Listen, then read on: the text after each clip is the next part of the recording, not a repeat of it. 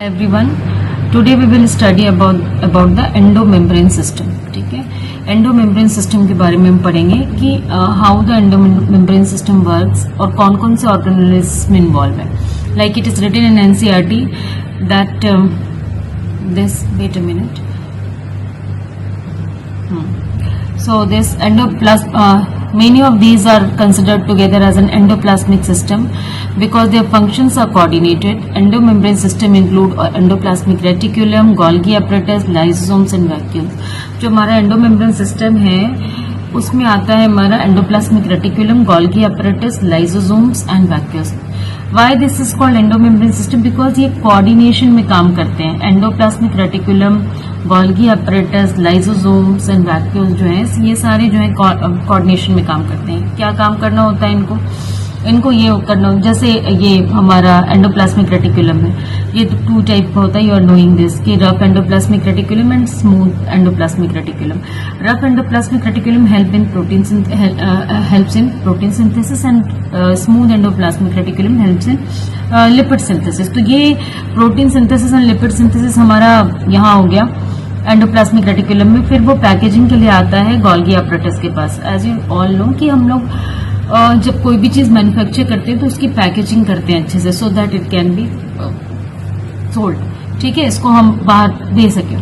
तो बाहर भेजने के पहले we need to pack properly. तो ये पैकेजिंग का काम जो है ये गोल्गी apparatus करता है।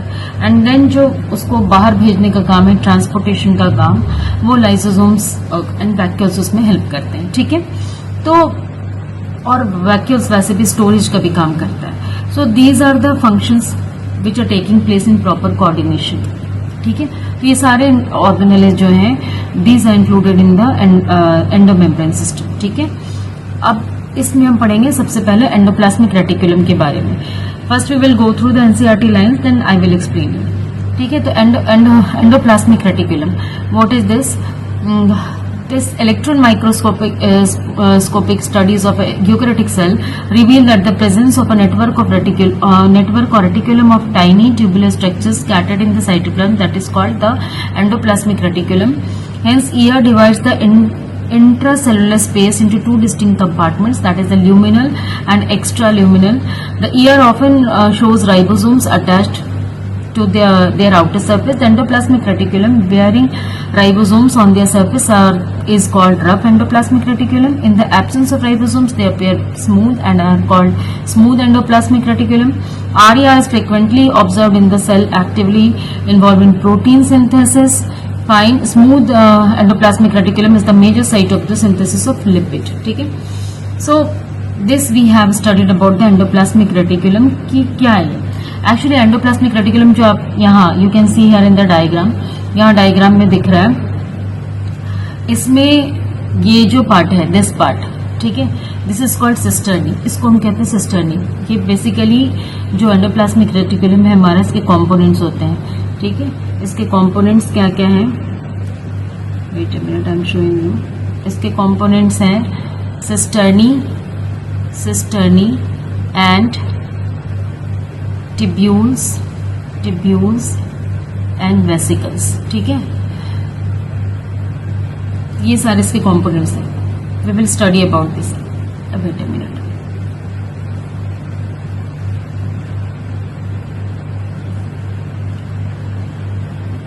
सी जो हमारा एंडोप्लाज्मिक रेटिकुलम है that is associated with the nucleus. हमारे न्यूक्लियस के साथ ये एसोसिएटेड होता है। ठीक है, जैसे ये न्यूक्लियस है,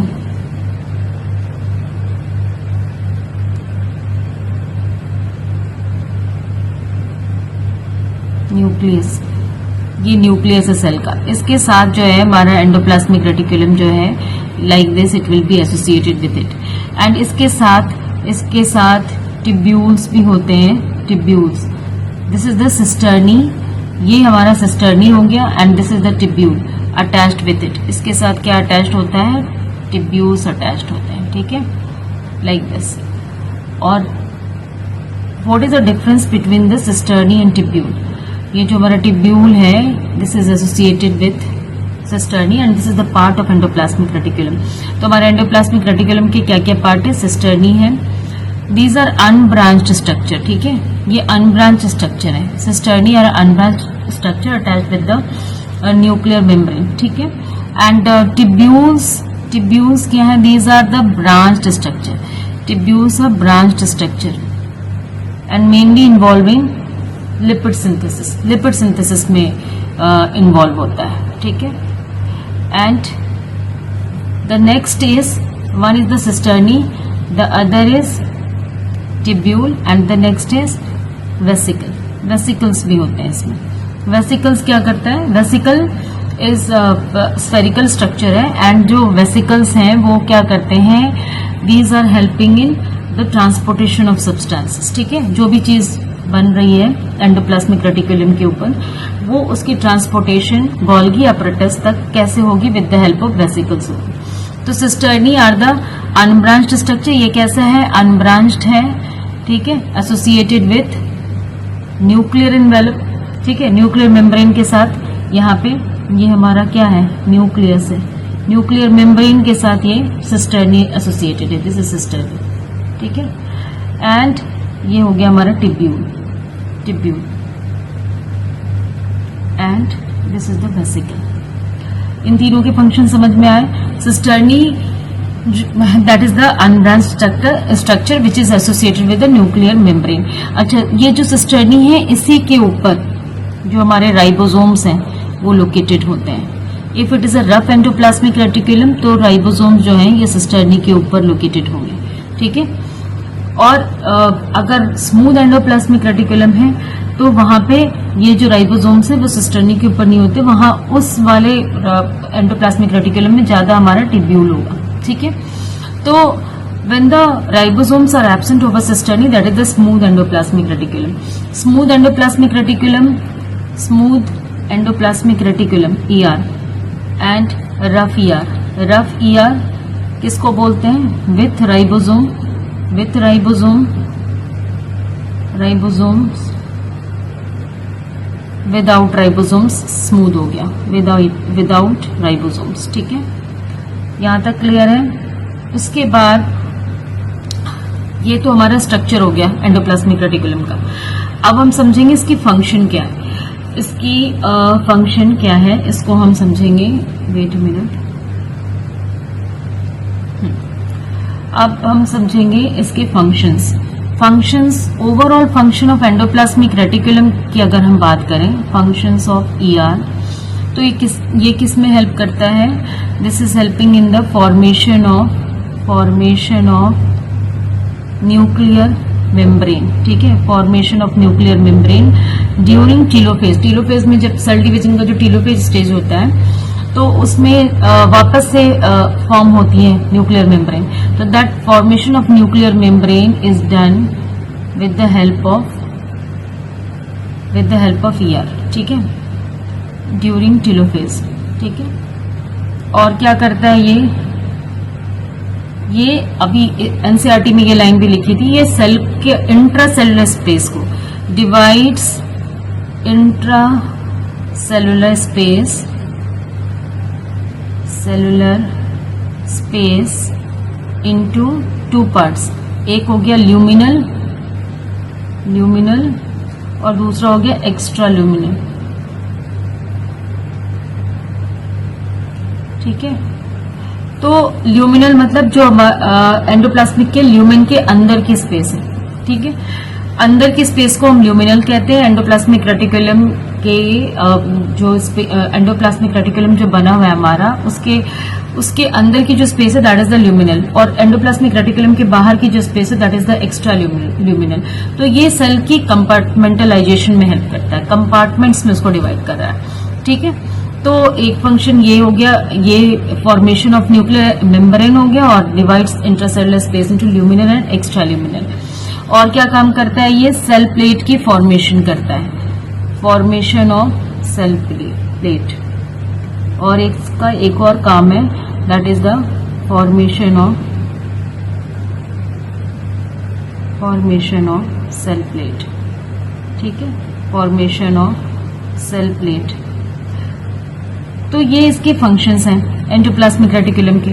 अब rough endoplasmic reticulum and smooth endoplasmic reticulum. और अपार्ट फ्रॉम दिस आप इसमें ये भी इंक्लूड कर सकते हैं कि ये this is involving protein and lipid synthesis, protein and lipid synthesis.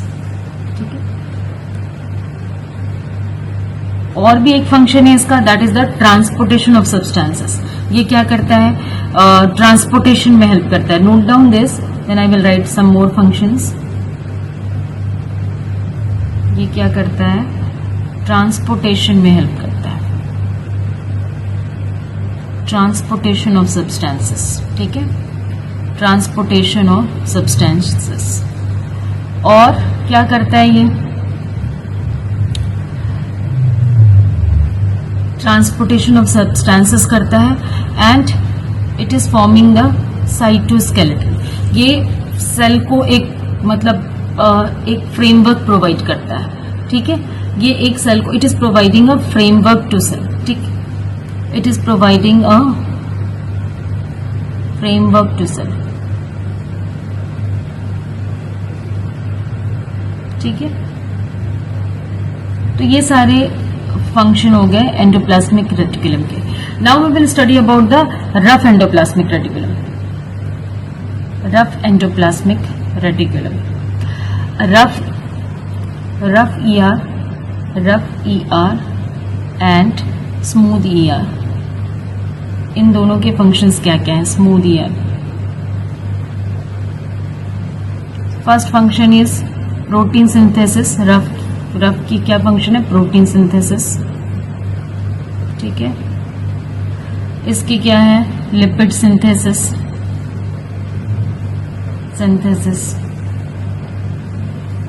इसकी एक और फंक्शन है फॉर्मेशन, मतलब स्मूथ ER की फॉर्मेशन रफ ER से ही होती है।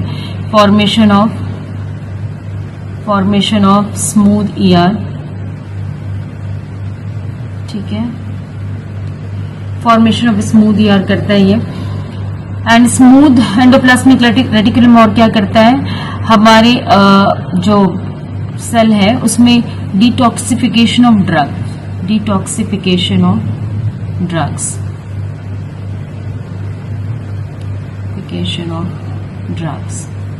ठीक है,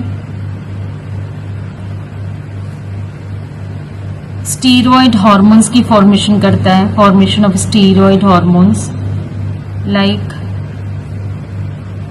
like testosterone and oestrogen. Testosterone male में, ठीक है, टेस्टोस्टेरोन एंड एस्ट्रोजन। ठीक है, ये काम है स्मूथ का। और रफ में आप एक और इंक्लूड कर सकते हैं, that is the formation of nuclear membrane. ठीक है, इसके बाद जो हमारा स्मूथ एंडोप्लाज्मिक रेटिकुलम है, दैट इज कॉल्ड ये जो है मसल्स में ज्यादा अमाउंट में प्रेजेंट होता, मतलब it is smooth endoplasmic reticulum is more prominent in the muscles. ठीक है, तो मसल्स में इसको सार्कोप्लाज्मिक रेटिकुलम कहते हैं, और वहां पे जो हमारा एंडोप्लाज्मिक रेटिकुलम है that is in the form of smooth endoplasmic reticulum. ठीक है, तो these are the functions of rough endoplasmic reticulum and smooth. तो अभी हमने एंडोप्लाज्मिक रेटिकुलम की स्ट्रक्चर पढ़ ली और उसके फंक्शंस को पढ़ लिया।